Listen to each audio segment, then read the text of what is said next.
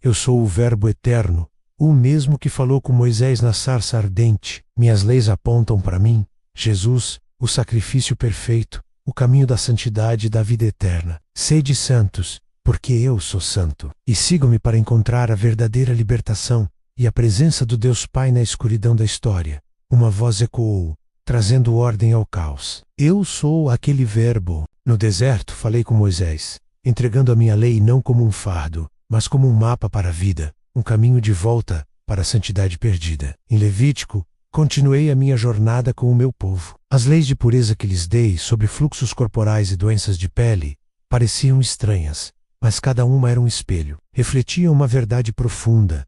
A impureza do pecado nos afasta do sagrado, nos separa do Criador. Cada ritual de purificação, cada gota de água e cada sacrifício eram sussurros de uma promessa maior. Apontavam para o dia em que o meu próprio sangue seria derramado, não para purificar a pele, mas para lavar a alma, para curar a fratura entre Deus e a humanidade. Cada regra era uma sombra, e eu sou a realidade para a qual ela apontava. O ápice dessa busca pela santidade era o dia da expiação, o Yom Kippur. Imagine a cena, todo o povo de Israel, em jejum, com um coração pesado, aguardando. Apenas um homem, o sumo sacerdote, podia atravessar o véu e entrar na presença avassaladora de Deus, no Santo dos Santos. Ele não entrava de mãos vazias, mas carregando o sangue do sacrifício, um símbolo da vida, entregue para cobrir a morte causada pelo pecado. Era um momento de temor e reverência. Lá fora, outro símbolo poderoso aguardava,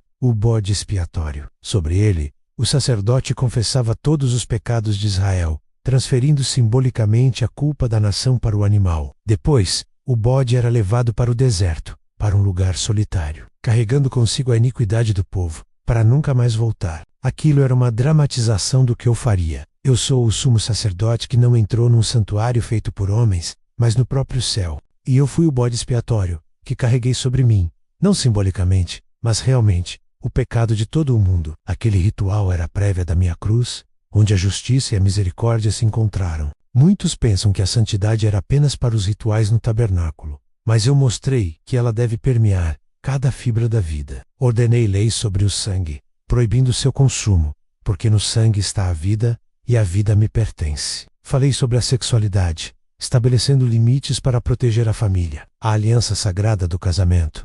E para refletir a fidelidade do meu amor pelo meu povo, legislei sobre a justiça social, o cuidado com o pobre, o estrangeiro e o órfão. A santidade não era um ato isolado de domingo, era uma forma de viver diária, na maneira como tratavam seus vizinhos, como conduziam seus negócios, como honravam seus pais. Cada mandamento era um convite para espelhar o caráter do próprio Deus. Viver em santidade é escolher o caminho da vida, da ordem e da bênção. Ignorá-la é caminhar em direção à desordem, à dor e à destruição. Minhas leis eram cercas de proteção ao redor do jardim da vida que eu queria que eles cultivassem. Aqueles que estavam mais perto da minha presença sagrada, os sacerdotes, tinham um padrão ainda mais elevado. As regras para eles eram rigorosas, sobre com quem poderiam se casar, como deveriam se comportar, e sua pureza física. Por quê? Porque eles eram meus representantes diante do povo. Eram um símbolo vivo da pureza necessária para se aproximar de um Deus santo. Eles eram um trailer do filme que viria. O sacerdócio deles era temporário, imperfeito, precisando de sacrifícios contínuos por seus próprios pecados. Eles eram um prenúncio do meu sacerdócio eterno. Eu sou o sacerdote perfeito, sem mancha, que não precisa oferecer sacrifícios por si mesmo. Eu me tornei a ponte definitiva, o mediador que reconciliaria para sempre a humanidade com o Pai, não com sangue de animais, mas com o meu próprio sangue. Cada sacerdote levita era uma seta apontando para mim, e para que o povo nunca se esquecesse dos meus feitos e das minhas promessas, eu instituí as festas sagradas. A Páscoa, com o cordeiro sacrificado, lembrava a libertação da escravidão no Egito e apontava para mim, o Cordeiro de Deus, que tira o pecado do mundo. O Pentecostes celebrava a colheita e antecipava a vinda da mãe de todos nós, a Ruach HaKodesh, conhecida por vocês como o Espírito Santo. A festa dos tabernáculos, onde eles viviam em cabanas,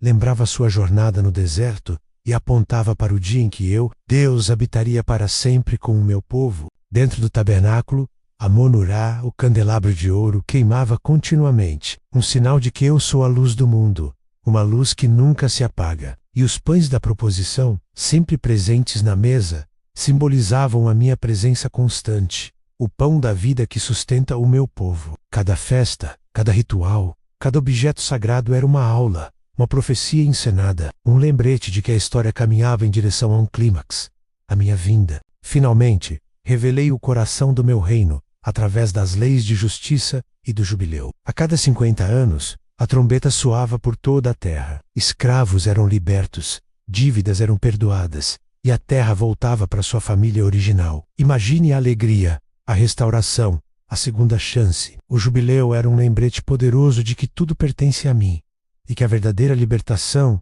não vem da força humana, mas do meu decreto de graça. Era um vislumbre do Evangelho, uma amostra do meu reino, onde os cativos são libertos, os endividados são perdoados, e os perdidos encontram o caminho de volta para casa. Essa é a libertação que eu vim trazer. Uma libertação não apenas da escravidão social ou financeira, mas da escravidão do pecado e da morte. Eu sou o jubileu eterno. Em mim, a dívida do pecado é cancelada para sempre. Tudo em Levítico, desde a menor lei de pureza até a maior celebração, sussurra o meu nome. Eu sou o Verbo eterno, o mesmo que falou com Moisés no Monte Sinai. Minhas leis não são correntes, mas setas que apontam para mim, Jesus, o sacrifício perfeito, o sumo sacerdote eterno, o caminho da santidade e da vida. A busca pela santidade não terminou no deserto. Ela continua em cada coração que me busca. Portanto, sede santos, porque eu sou santo. Deixem para trás a impureza do mundo e venham a mim. Sigam-me para encontrar a verdadeira libertação, o perdão completo e a presença gloriosa do Deus Pai. A história da redenção foi escrita com sangue e fogo, e eu estou no centro de tudo. Obrigado por nos acompanhar nesta jornada. Inscreva-se para continuar descobrindo a verdade por trás das Escrituras.